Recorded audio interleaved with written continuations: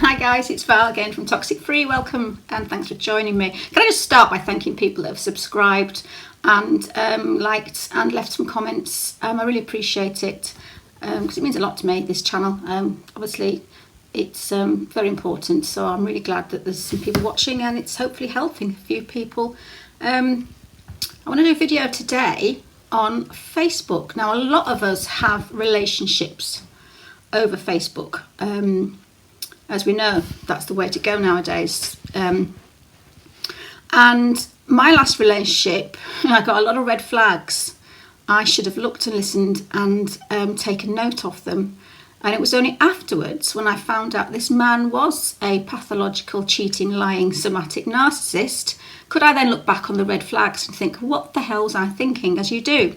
Now, obviously, if you're having a really good relationship, which if you were, I don't think you'd be on this channel, but if you are having a really good relationship, ignore my red flags, because I don't want to start putting anxiety into you and think, oh God, is he having an affair if there's no problem whatsoever. This is for people who have already got red flags from other areas, have already got an insecure situation going on, already feel that there's something going on weird with their partner, and it's just things to look out for, really. And again, I wished I'd taken note of it. I mean, if you know every single thing about Facebook, you just scroll by me, because this is just for...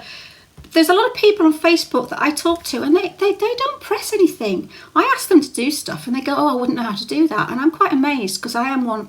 I just take it for granted that everybody clicks on absolutely everything, explores Facebook, explores Messenger. I explore everything so that I know everything, because I like to know everything, as you can probably tell. Some people don't. I'll ask someone to send me something and they have not a clue how to send anything. They don't know how Messenger works. They don't know how to set the settings. So yeah, this is just for those of you who really don't understand Facebook and they just skim the surface. So, and it's also, like I say, so that you can catch people out, because a lot of people lie to you because they think you're stupid and you don't understand Messenger. And maybe if you don't understand Messenger, they can lie to you more. They'll say, oh, sorry, I didn't reply, the phone switched off, or I wasn't online, blah, blah, blah. And they are. But if you get your facts and know about Messenger and what the all symbols mean, then you can say, no, hang on a minute, matey. You're lying, and you can make a decision of what you want to do. Are we ticking? Do you know what I've just done? I paused it to get my bearings of where I was, and I've sat again and done half an hour of a video and looked up, and it was on 0000000. So I just sat and stared at the screen with disappointment and complete for half an hour. Well, not for half an hour. Why do I do it? Why do I do that? Why don't I actually check if I'm actually... Okay, start again. Hi! No, I was talking about, before I paused it, stopped it and decided to not start it again and continue for 20 minutes talking about something and then realised it wasn't on. I was talking about the symbols on Messenger. So, a blue circle means your message is sending.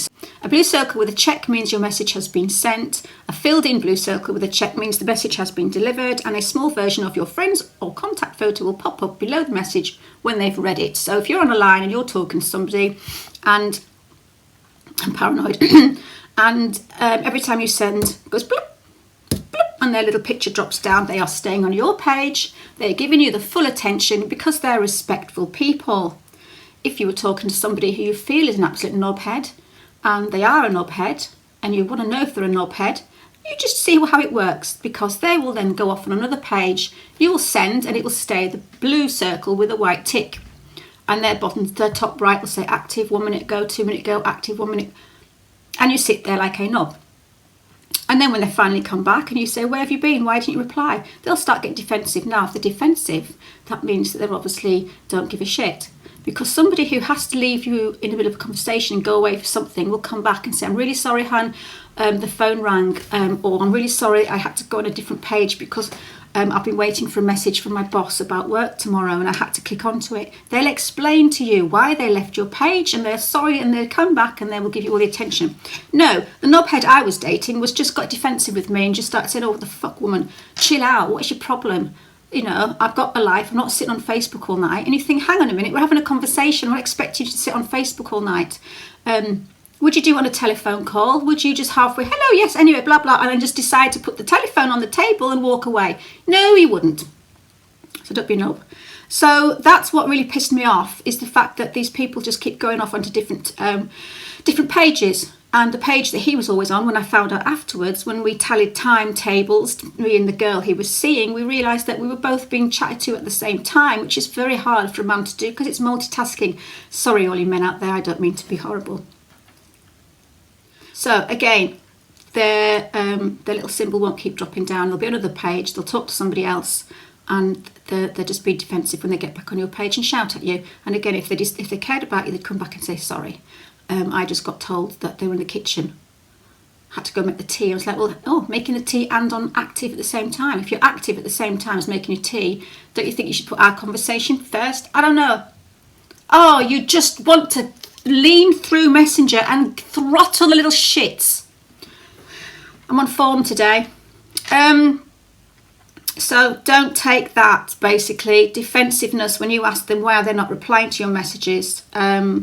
Another one was he would open the messages, not reply to them, but be on all night, and then send me a text the next day and say, I'm sorry I fell asleep. No, you didn't fall asleep, mate, because I saw your active button until 12 o'clock midnight, so you know my messages are there sitting waiting to be opened, so don't be a knob.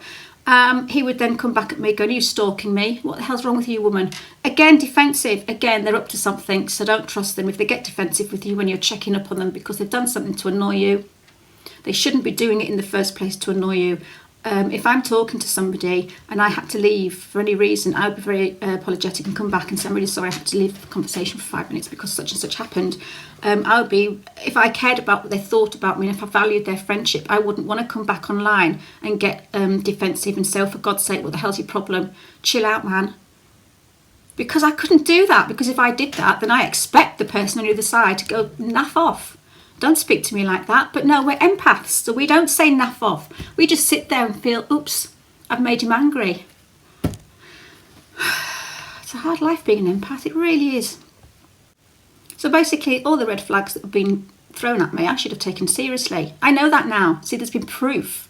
I found absolute proof. I think if you don't ever find proof, you're always wondering if it was a red flag. When you find proof, and you talk to the person that he's been talking to, and then she actually explains the wrong message that was sent. I got a message one day. I was talking about Lanzarote holiday, and suddenly I get a message come through going, we need to get some lube, hon. Or we need to get some lube, babe. I was like, what? I said, that's a bit random in the middle of a conversation about Lanzarote. He didn't come back to me. He changed the subject because it was meant for her, and she told me. They were having a conversation about stuff and he sent me that. See, multitasking. You're going to have a conversation with 2 girls at the same time. Make sure you're on the right page before you press that send button. Because once you press that send button, you cannot delete it. You can delete it from this page, but you'll never delete it from that page. So again, it's another little tip there. If you send a message and think, oh shit, I didn't want to send that, or I regret sending that, or shit, that's to the wrong person. Just read it before you send it. I actually sent a message once to, I was having a little bit of a naughty conversation with an ex of mine, and I accidentally sent it to my best friend's 14-year-old child. He was fine. She told me he's a very open young lad and he's fine. So I was like, I'm so sorry, ignore that. So there you go, it's done. We do it, but we can't delete it once it's done. So let's not send the wrong messages to the wrong people, which is what these narcissists do all the time. And then they lie about it. Sorry, I fell asleep. That was another one. Yeah, so they'll not open the messages, and then they'll text the next day. And when you say, you didn't open the message, no, I fell asleep, sorry. It's like, no, you were online all night till 12 o'clock. Or you're stalking me. Again, defensive.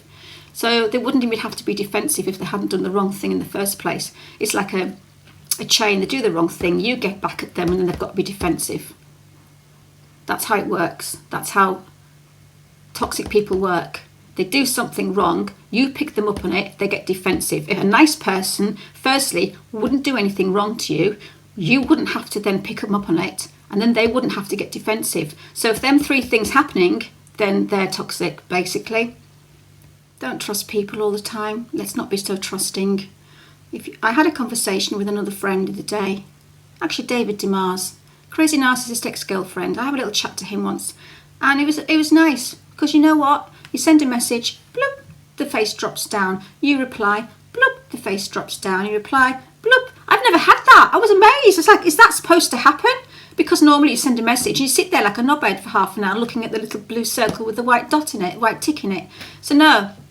See, people do chat to you nicely, and the nice people will do it properly. stay away from the toxics. That's what I say. Okay, another one is I'm just going to go into safety on Facebook. A lot of people, like I said at the beginning, don't really get Facebook. A lot of people, a lot of my friends don't even know how to kind of message or send pictures or do anything. So think about who you add. Don't just add anybody randomly, because again, you don't know who they are. Make sure they're just a friend. Know what all the symbols mean on Facebook and Messenger. Don't add anyone from a mutual friends list, because they're mutual friends to somebody else. They ain't your friend. This mutual friend could be a knob. I use the word knob a lot, don't I? So don't add them. And if you're going to add them, just sort of click onto the page and have a little look around, see who they are first. I still wouldn't add them. There's no point. There's no point having friends that you never really want to speak to. Go through your friends list. Delete people. If you've never liked anything, they've never liked anything of you, or never quoted or done anything on your page, delete them. There's no point. The less people that you have on your friends list, the more you can say on your statuses and not worry about who's seeing it. That's what I do. I've not got that many. Hide your activity on Messenger if you want. You can go into, I don't know what page it's, I can't remember, but you press people and it comes up as active on or off. Just press active off. And I think then it hides your activity from other people. It means you can't see their activity neither. But if you've got somebody wanting to see when you're online all the time, then you can hide yourself, and they won't tell when you're online. If a guy sends a message, a friend's request, be careful if you don't know them, because you don't know who the heck they are, and they don't know why the reasons why they're asking you. I was watching H.G. Tudor, and he was talking about how he hunts his victims down, and it's about their pages. If they've got little kittens and little dogs, and they put up statuses going, I'm not having a very good day, and everybody's going, oh babe, talk to me, or their quotes about life and sad quotes, they'll email. They're victims. They're victims. So just be careful what. Anyway, if you don't have your page on public, have your page on private, friends only, then you're not going to get these people looking at your page, reading stuff, looking at your children's pictures. It's not good to hide. Don't put children's pictures on public. I don't like it. Change all your settings, and change all your settings and then click view hours. That's another thing that people don't know. I'll put how you do it up here. I think you've got to go onto desktop. I should have been organised when I started this video. You go onto desktop and you can see view as.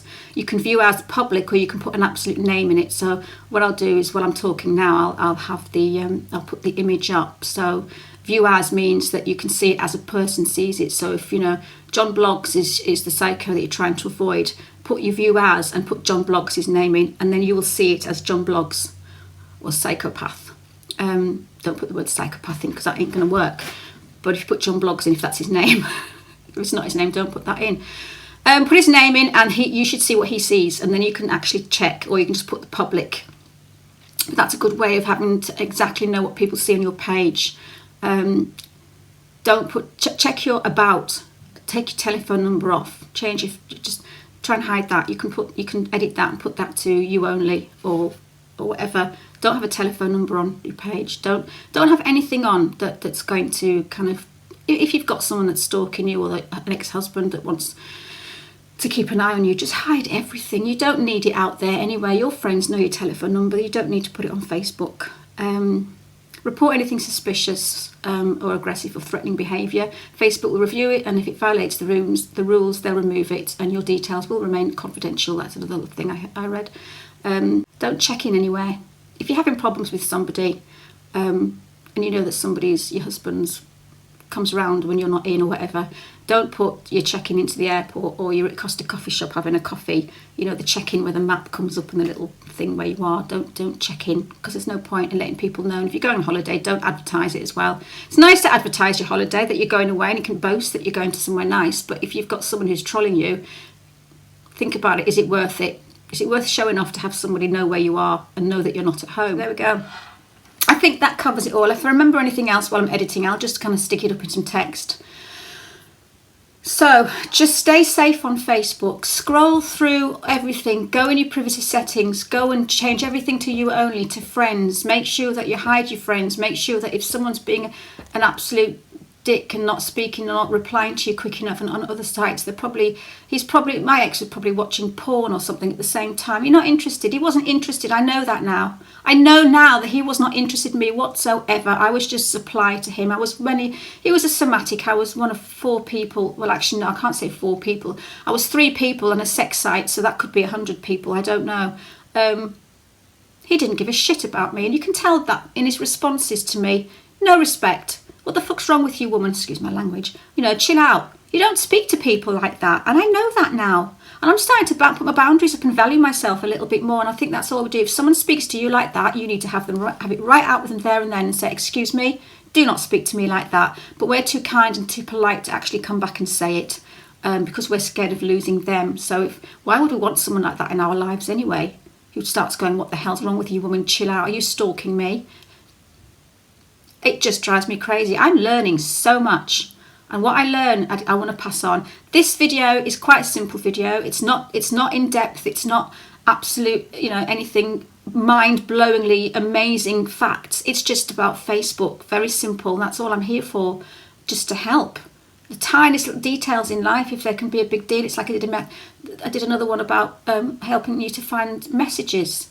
If you've got a conversation that you want to find, I've just done a video on that. So anyway, I'm going to stop because I do waffle so much. I don't know if I've said the word basically today. I'll have to scroll back.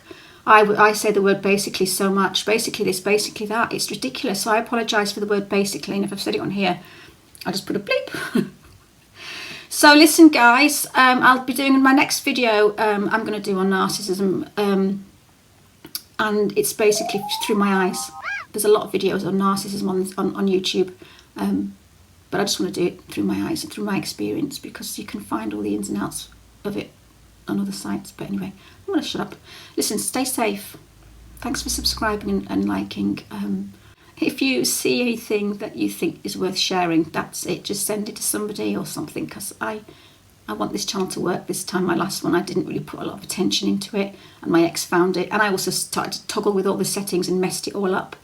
So I want this one to work because I really care. All right then. Stay safe. Bye.